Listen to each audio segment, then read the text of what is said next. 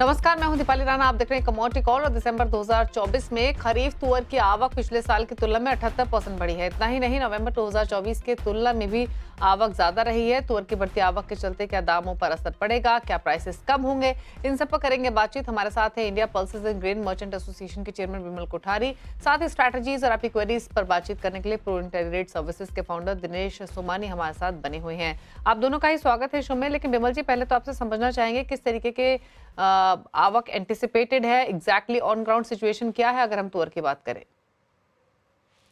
दीपाली, पहले तो आपको और आपके दर्शकों को नव वर्ष की बहुत-बहुत शुभकामनाएँ और बहुत-बहुत धन्यवाद आपने मुझे शो पे आमंत्रित किया।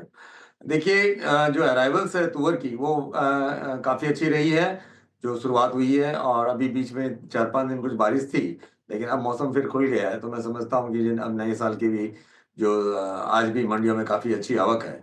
तो आवक अच्छी है क्योंकि क्रॉप हमारे यहाँ इस बार अच्छी काफ़ी उत्पादन काफ़ी अच्छा रहा है। हमारा अनुमान है कि जो सरकार के आंकड़े हैं 35 लाख टन, हमारा ट्रेड का ऐसा एस्टीमेट है कि इस बार उत्पादन उससे भी ज़्यादा होना चाहिए, क्योंकि अराइवल्स बहुत अच्छी है। अगर हम पिछले साल से देखें, तो पिछले साल के अगर हम कंपैरिज़न करें नवंबर और दिसंबर की अराइवल, तो उससे काफ़ी बड़ी मात्रा में अराइवल है और प्राइस भी जो है काफ़ी नीचे आ चुके हैं। लगभग मंडियों में जो है भाव 82-83 रुपीज़ में देसी तुअर के चल रहे हैं। तो आप ये समझिए कि अभी अराइवल शुरू हुई है और हम हमारे जो भाव है लगभग एमएसपी के आस-पास पहुँच चुके हैं। तो ये आवक अभी शुरू हुई है और इसमें आवक में और भी काफ़ी प्रेशर आएगा कर्नाटक, महाराष्ट्र में, और मैं समझता हूँ कि भाव जो हमारे जो प्राइसेज़ हैं, वो एमएसपी के आस-पास आ जाएँगे या हो सकता है एमएसपी से थोड़े नीचे भी आ सकते हैं। तो सरकार के लिए एक अच्छा मौका होगा कि इन भावों में वो बफर स्टॉक क्रिएट करे, और सरकार ने किसानों को आश्वासन भी दिया है कि एमएसपी के आस-पास वो क्रॉप को वो जो तुअर की जो है अराइवल्स होगी ज़्यादा, तो उसको ज़रूर परचेज़ करेंगे। तो मैं समझता हूँ कि अच्छा इंडिकेशन है ये। ओके, अच्छा, इंडिकेशन बेहतर है, स्थिति बेहतर दिखाई दे रही है। लेकिन अगर हम स्टेट वाइज देखें या रीजन वाइज देखें, ज्योग्राफी वाइज देखें, तो जो पार्टिसिपेशन है इस अराइवल्स में वो कहाँ से ज्यादा दिखाई दे रहा है, कहाँ पर सिचुएशन पहले जैसी ही है? देखिए, वो अभी सबसे अभी इस समय जो शुरुआत होती है वो ये कर्नाटक और महाराष्ट्र में होती है। कर्नाटक में बहुत अच्छी आवक है, महाराष्ट्र में भी अच्छी आवक शुरू हो गई है। तो हालाँकि दूसरी जो तेलंगाना और गुजरात है, वहाँ भी थोड़ी अब शुरू होगी। तो पूरे पूरे अभी जितने भी जो प्रोड्यूसिंग सेंटर्स हैं, सब जगह आवक शुरू नहीं है। जहाँ से शुरू होती है, सब सर्वप्रथम कर्नाटक से होती है, तो वहाँ की जो अराइवल्स है बहुत अच्छी है, पिछले साल की तुलना से काफ़ी ज़्यादा है। अगर हमारे आईपीजे के जो आंकड़े आए हैं, उसके हिसाब से लगभग 70 से 75% पिछले साल से ज़्यादा है। तो लेकिन ये अभी बहुत ही अर्ली स्टेज है, क्योंकि आवकें अभी शुरू हुई है। अभी इसका जो प्रेशर है, अब सामने महीने इसी महीने में काफ़ी जैसे-जैसे दिन पास होते जाएँगे, काफ़ी आवकें बढ़ती जाएगी। तो मैं समझता हूँ कि हमारे यहाँ अच्छा उत्पादन रहेगा और आवकें बढ़ेगी और भाव भी जो है काफ़ी रीज़नेबल प्राइस पे हो जाएँगे। अच्छा, कब से भाव रीजनेबल होंगे एक्सपेक्ट करें बिमल जी? जी, ऑलरेडी रीज़नेबल हो चुके हैं। आप देखिए, जो तुअर पिछले साल 125-30 रुपए बिक रही थी, वो आज मंडियों में 82 रुपीज़ हो चुकी है। हमारा एमएसपी ₹75.5 है। तो आप देखिए, लगभग हम एमएसपी के आस-पास पहुँच चुके हैं और अभी जिसमें तो आवक सिर्फ़ अभी शुरू हुई है। आवकों का प्रेशर आएगा तो मैं समझता हूँ कि भाव, जैसा मैंने कहा था, कि ये भाव जो है एमएसपी के आस-पास आ जाएँगे, या हो सकता है अगर और ज़्यादा प्रेशर रहा अराइवल्स का, तो हो सकता है थोड़ा एमएसपी से नीचे भी जाए। तो क्या सरकार के लिए एक अच्छा मौका रहेगा कि इसमें बफर वो क्रिएट करें। चलिए, शुक्रिया बिमल जी आने के लिए शो में और क्विक व्यूज अपने देने के लिए फिलहाल की सिचुएशन पर और आगे के आउटलुक पर। दिनेश तुमाने भी हमारे साथ बने हुए। दिनेश जी, आपने पूरा कॉन्वर्सेशन सुना और ये बिमल जी के साथ आपकी राय क्या है यहाँ से फर्दर प्राइसेस पर तुअर की बात करें तो? जी दीपिका जी, आवक तो बिल्कुल ज्यादा होनी थी क्योंकि 16% सोइंग बढ़कर थी। और पिछले बार वेदर कंडीशंस को देखते हुए यील्ड लॉसेस बहुत ज्यादा थी। इस बार वेदर काफी ज्यादा फेवरेबल है और इसी के चक्कर में यील्ड भी बढ़कर आने की पूरी पूरी संभावना है। मेरी समझ से पिछले साल के मुकाबले इस बार तो और कम से कम 20 से 22% ज्यादा आएगी और उसी का प्रेशर ये आवक में हमें देखने मिल रहा है। ऊपर ऑलरेडी ऊपर जो एक 12,500 रुपए का जो रेट टूअर चला गया था, वहां से ऑलमोस्ट 8,000 के आसपास आ गया है। मेरे हिसाब से अब प्राइसेस यहाँ पे स्टेबलाइज हो गई है। 7550 की एमएसपी है। इसके आसपास से दोबारा एक बार रिन्यूड बाइंग होकर आएगी और दोबारा वहां से प्राइसेस ऊपर जाने की संभावना लगती है। तो 7550 के नीचे टूअर जाए, अकोला का रेट मुझे नहीं लगता अभी हाल। ओके, चलिए, तो तुअर की बात हुई, इसके अलावा कुछ ट्रेडिंग स्ट्रैटेजीज जो आपने आइडेंटिफाई की हैं? जी बिल्कुल, मुझे लगता है कि गोल्ड थोड़ा सा स्ट्रेंथ दिखा रहा है सुबह से 77,000 के आसपास। मुझे लगता है गोल्ड में बाइंग बंद कराया सकती है। 77,450 की अपसाइड पोटेंशियल और 76,770 का इसमें स्टॉप लॉस मेंटेन किया जा सकता है। कॉपर भी ऊपर के लेवल से काफी नीचे आ गया है, मेरे हिसाब से 792-50 के आसपास इसमें बाइंग बन सकती है। 799 का लक्ष्य और 789 का स्टॉप लॉस मेंटेन किया जा सकता है। और वही अगर एग्रीकल्चर कमोडिटीज की बात करूं तो मुझे लगता है कि ग्वारगम काफी स्ट्रांग है। 10,450 460 के आसपास ग्वारगम बाइंग बन सकता है, ऊपर में 10,700 के लक्ष्य के लिए और 10,280 का स्टॉप लॉस मेंटेन किया जा सकता ओके, तो ये राय आपको दी गई है ग्वारगम पर। एक बार स्पाइसेस के पैक को और लेकर आते हैं आपकी स्क्रीन पर और देखते हैं वहां पर किस तरीके के रुझान आज के कारोबार में देखने को मिल रहे हैं। और दिनेश जी, एक मिनट आप भी देखिए स्पाइसेस के पैक को और बताइए क्या व्यू रहेगा। यहाँ पर हमने टर्मरिक में एक अच्छी स्ट्रेंथ देखी थी, आज प्राइसेस वापस 1.5% नीचे है। कोरिएंडर और जीरे में उस तरीके की वाइब्रेंसी दिखी भी नहीं है। क्या राय है पूरे ही स्पाइसेस के पैक पर? जी, टर्मरिक में स्ट्रेंथ अभी भी बरकरार रह सकती है ऊपर के लेवल से। मतलब जो नीचे प्राइसेस 14,400 के आसपास ट्रेड कर रही थी, वो ऊपर में 15,550 के आसपास गई है। वहां से करेक्टिव फेज 200-400 रुपए का आना अनिवार्य था, जो कि आ चुका है। I think around 15,000 rupees turmeric में दोबारा एक बार बाइंग बनकर आ सकती है।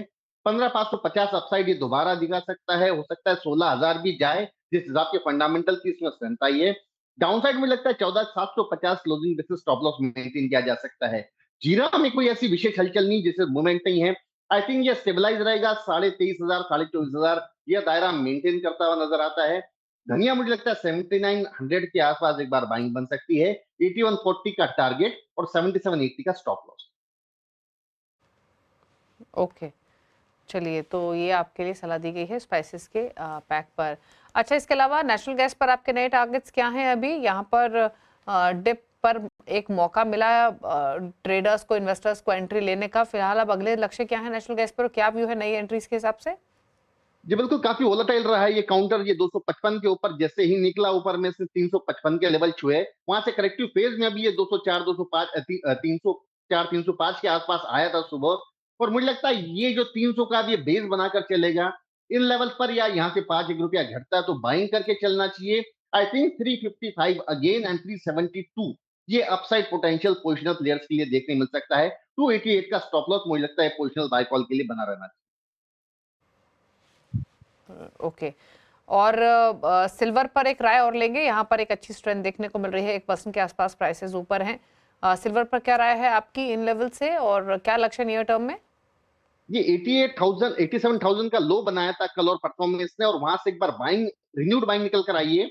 88,500 के आसपास ये ट्रेड कर रहा है। आई थिंक 88,800 क्रॉस करता है तो ही इसमें बाइंग करना चाहिए।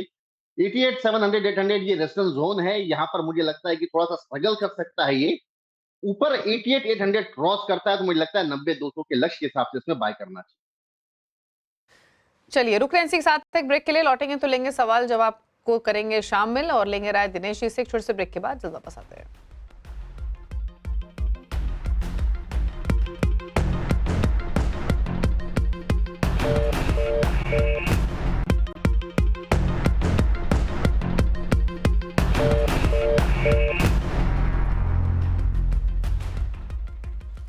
आप देख रहे हैं कमोडिटी कॉल। दिनेश तुम्हारी हमारे साथ बने अभी क्वेरीज को आंसर करने के लिए। लेते हैं सवाल दिनेश सोनी का। उत्तराखंड से इन्होंने सवाल भेजा है, सोने पर एक लॉट खरीदना है, इन्हीं भाव पर खरीदे, ये प्राइसेस थोड़े से और कम हो सकते हैं, क्या रणनीति रखें?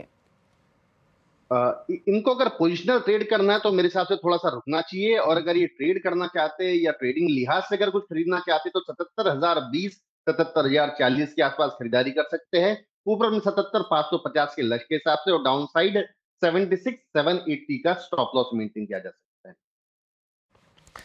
अगला सवाल हमें भेजा है अनुज पटेल ने अहमदाबाद से। चांदी पर इनका सवाल है, 2 लॉट 86,500 के भाव पर खरीदे हुए हैं। फिलहाल तो भाव इनके खरीदारी से ऊपर है तो मुनाफे में है, जानना चाहते हैं निकल जाएं इसी भाव पर या फिर होल्ड रखें? जी बिल्कुल, इन द मनी है, और अभी ये रेजिस्टेंस जोन के आसपास ट्रेड कर रहा है। इवनिंग में डेटा है जॉबलेस क्लेम, इनिशियल क्लेम्स का, तो मुझे लगता है मूवमेंट थोड़ी सी रहेगी। आई थिंक इन्होंने ट्रेलिंग स्टॉप लॉस लगाना चाहिए, 88,100 का ट्रेलिंग स्टॉप लॉस लगा के होल्ड करना चाहिए। अंशित कुमार ने अगला सवाल भेजा है कर्नाटका से, और कॉपर पर इनका सवाल है, 2 लॉट इन्होंने खरीदे हुए हैं 756 के लेवल्स पर। जानना चाहते हैं इस पोजीशन को क्या होल्ड रखें अभी भी और क्या टारगेट्स हो सकते हैं? काफी नीचे लेवल पर इन्होंने बाय कर रखा है, इन द मनी है, इनके कम से कम 40 रुपया मुनाफा आ रहा है। आई थिंक इसको ट्रेलिंग या प्रॉफिट स्टॉप लॉस जरूर लगा दिया जाए। 788 क्लोजिंग बेसिस का स्टॉप लॉस लगाकर होल्ड करना चाहिए, दोबारा 811 का लेवल दिखा। विहान सिंह अगला सवाल है इनकी तरफ से दिल्ली से। क्रूड पर 2 लॉट 5,865 के भाव पर इन्होंने खरीदे हैं। जानना चाहते हैं भाव यहाँ से किस डायरेक्शन में जा रहे हैं, क्या अपसाइड यहाँ से और देखने को मिलेगा या फिर नहीं? बिल्कुल 60-70 दिन के कंसोलिडेशन के बाद में 6000 के ऊपर ये ट्रेड कर रहा है। अभी 623545 के लेवल्स इसमें देख रहे हैं हम सामने। मुझे लगता है ये मोमेंटम थोड़ा सा और आज और कल बरकरार रह सकता है। अपसाइड 6275 6340 ये लेवल देखने मिल सकते हैं। काफी नीचे की खरीदारी है, तो मेरे हिसाब से 6140 का ट्रेलिंग स्टॉप लॉस बाय रखकर इन्होंने अपनी पोजीशन होल्ड करके रखनी चाहिए। ओके, तो ये राय रही आपके लिए क्रूड पर। बात करते हैं अब सचिन से। तेलंगाना से इन्होंने सवाल भेजा है। जिंक पर 2 लॉट 256 के भाव पर खरीदे हैं। जानना चाहते हैं क्या करें इन लेवल से, बताइए। अभी मोमेंटम काफी डल है, इसमें एक बहुत ही रेंज और एक दायरे में ट्रेड कर रहा है। नीचे में 276 277, अपसाइड में 283 284। मुझे लगता है यही दायरा है, भी ये मेंटेन कर रहा है, कोई बहुत मेजर हलचल सी नहीं है। आई थिंक ये कमोडिटी से स्विच होकर इन्होंने एल्यूमिनियम में एंट्री लेनी चाहिए, या फिर एनर्जी पैक विद क्रूड और नेचुरल गैस तो ज्यादा सूट करता है। इसमें अभी मोमेंटम आते की मुझे कुछ गुंजाइश कम नजर आती है। ओके, राकेश ने एक सवाल भेजा है लखनऊ से और इनका सवाल है हल्दी पर। ये 1 लॉट खरीदना चाहते हैं, जानना चाहते हैं इन्हीं भाव पर एंट्री लें या फिर थोड़ा रुकें, तो क्या राय टर्मरिक पर? 750 14800 ये इसका ब्रेकआउट जोन था। ये ब्रेकआउट होने के बाद में 15600 के लेवल्स हमने ऑलमोस्ट देखे हैं।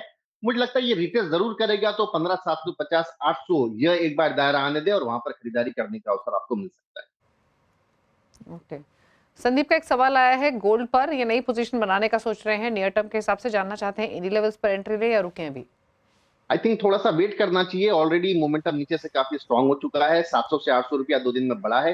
थोड़ा होल्ड करें, निचले लेवल पर आने का इंतजार करें और वहीं पर खरीदारी। एक सवाल संजय बड़ौत भेज रहे हैं कॉटन सीड ऑयल केक पर 2750 की इनकी बाइंग है। जानना चाहते हैं क्या करें इस पोजीशन में? बिल्कुल 2610-20 के लेवल से ऊपर में 2710-15 के लेवल्स पर अभी ट्रेड कर रहा है। थोड़ा सा renewed buying across all the agri sector आया है, वेदर इज ग्वार गम या हल्दी का हो या कपास का हो। कपास सब लेवल्स में नीचे से एक बार उछाला आया है, बट एक बार 2750 आता है इनका रेट आता, तो I think it should exit for once. Okay, एक सवाल दीपक ने मैं भेजा है और इनके सवाल है ग्वारगम पर। 10,500 के आसपास की इनकी बाइंग है ग्वारगम में। जानना चाहते हैं क्या डायरेक्शन यहाँ से रह सकती है और क्या सजेशंस? मोमेंटम काफी स्ट्रांग हुआ है, निचले लेवल से ऑलमोस्ट 300-400 रुपया बढ़ा है और भी 100-200 रुपया बढ़ सकता है। 10,700 के लेवल के आसपास मेरे हिसाब से एक बार ये जानना चाहिए। मैं जनवरी कॉन्ट्रैक्ट की बात कर रहा हूँ, तो 10,700 के आसपास जाता है तो वहां पर अपनी लॉन्ग एग्जिट कर सकते। ओके, चलिए, तो ये राय रही आपके लिए ग्वारगम पर फिलहाल 10,663 पर के आसपास ट्रेड करते हुए। चलिए, शुक्रिया दिनेश जी शो में आने के लिए, ट्रेडिंग स्ट्रैटेजीज के साथ साथ क्वेरीज को भी आंसर करने के लिए। Thank you. इसी के साथ एक ब्रेक के बाद अब देखिए आवाज समाचार। नमस्कार।